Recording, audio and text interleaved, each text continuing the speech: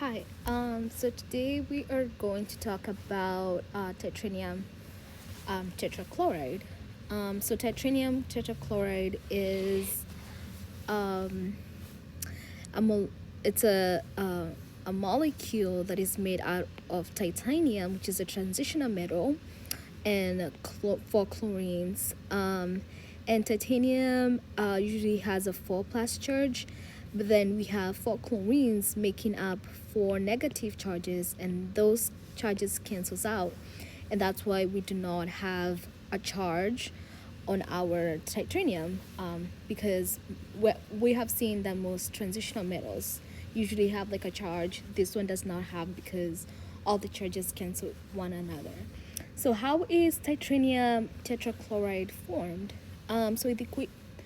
The equation that I have below is an equation where we make titanium tetrachloride by reacting titanium dioxide, which is TiO2, which is gotten from the metal ore. And once we react that with coke and chlorine gas, we get carbon dioxide or carbon 2 oxide, and titanium tetrachloride. So let's first look whether our equation is balanced. So for an equation to be balanced, we have to have the same amounts of atoms on the reactants and in the products, right? So on the reactant side, we have one titanium, just that, and on the product side, we have one titanium.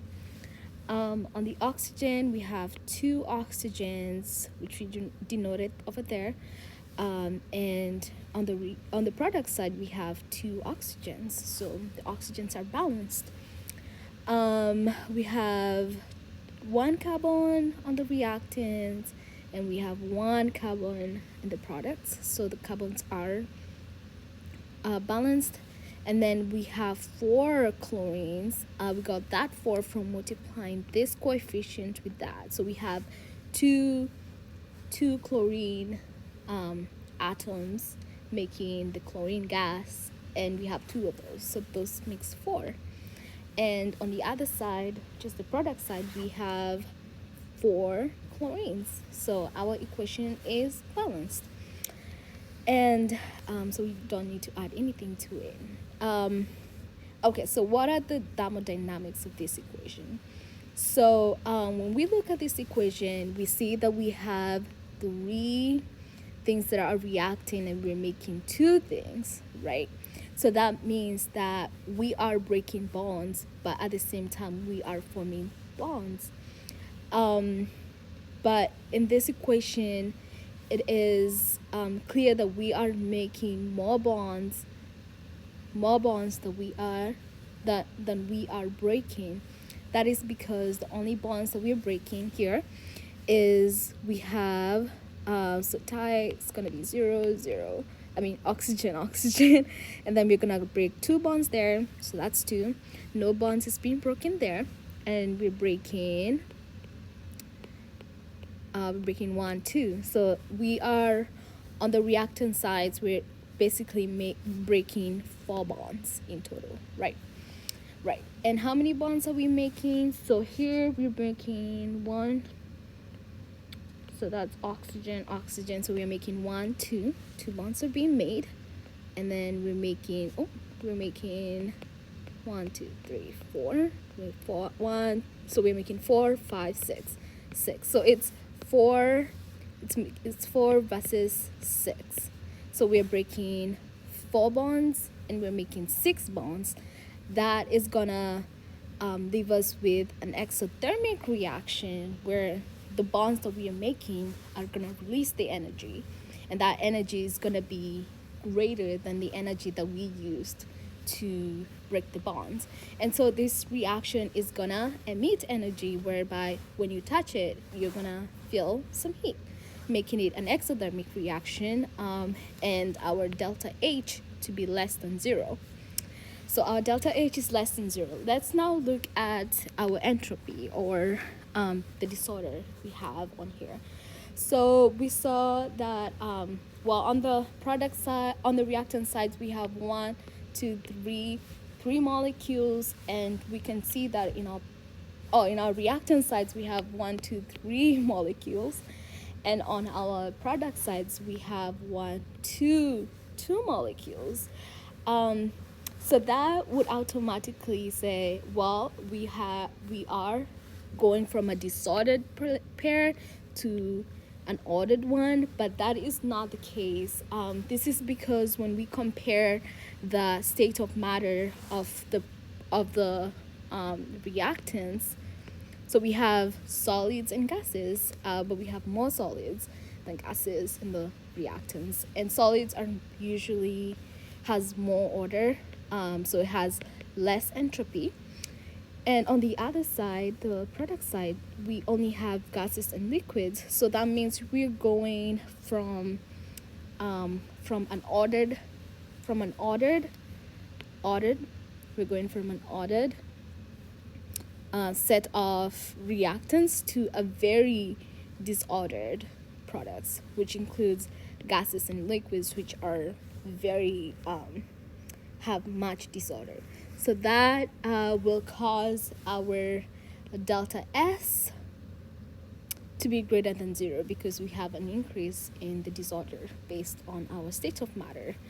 Okay, so now since the delta H is less than 0, and I'm gonna make reference with our chart here, this chart, our thermodynamics chart, thermodynamics chart. And so we have our delta H being less than 0, so because it's an endothermic reaction, and then we have our delta S being greater than 0, just with the increase of entropy, and that falls into this category. So that means that our delta G is going to be less than 0, and our reaction is going to be spontaneous at any temperature, and that spontaneity is going to have a tendency to form more products than reactants, and that is going to make our that's going to make our equilibrium constant greater than 1, meaning that we're going to make more products than we have reactants. So why is this equation significant, or why is titanium tetrachloride important? So this equation, the above equation, is an intermediate reaction to produce titanium. So that means without this reaction to form titanium tetrachloride, we would not have titanium. And we're going to go over why titanium is useful, or why it's being extracted. So titanium is actually one of the abundant minerals in the earth. It's available in the earth's crust, and it is a very important mineral, and we have to extract it from ore, but it's very hard to extract this titanium from these mineral ores. And so that's why we have also the ore is usually in this state, which is titanium dioxide, and we have to convert that titanium dioxide into titanium tetrachloride, and then we have to change this titanium tetrachloride into titanium, and that requires another reaction, which can be done by reacting the titanium tetrachloride with either magnesium or sodium. So I have written down a reaction of titanium tetrachloride with magnesium, and that's going to give us pure titanium, and magnesium chloride, which is distilled during the process of these extractions. And these extractions usually happen in very high energy. They require a lot of energy, but the energy produced, as we saw above, um, with the delta H is much more, like a lot of energy is being produced. But why are we extracting titanium, or why is titanium important? So titanium has many uses. It can be used to construct aerospace appliances. This is because it has a very high corrosion resistance, so it doesn't corrode easily. It also has high heat transfer efficiency, and is superior has a superior strength to weight ratio. So it is light, but it's strong. So it's about, I think, about like 40% of steel's weight, but it is as strong as steel. So it's a lightweight metal, but it's as strong as steel. And another use, a very important use, is that it could be used for medical implants, such as the hip and the knee replacements. And this actually titanium has actually been recognized as like a recommended metal in making these implants, and this is because they're not recognized by the immune system, and so when it's in the body, it is, well, the immune system is not like it's a foreign something in the body, and so it's not recognized. So that's a plus.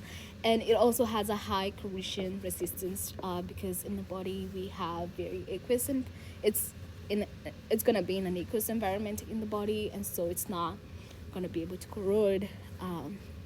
And here I have a picture of a pure titanium ion, and so this is what will be extracted.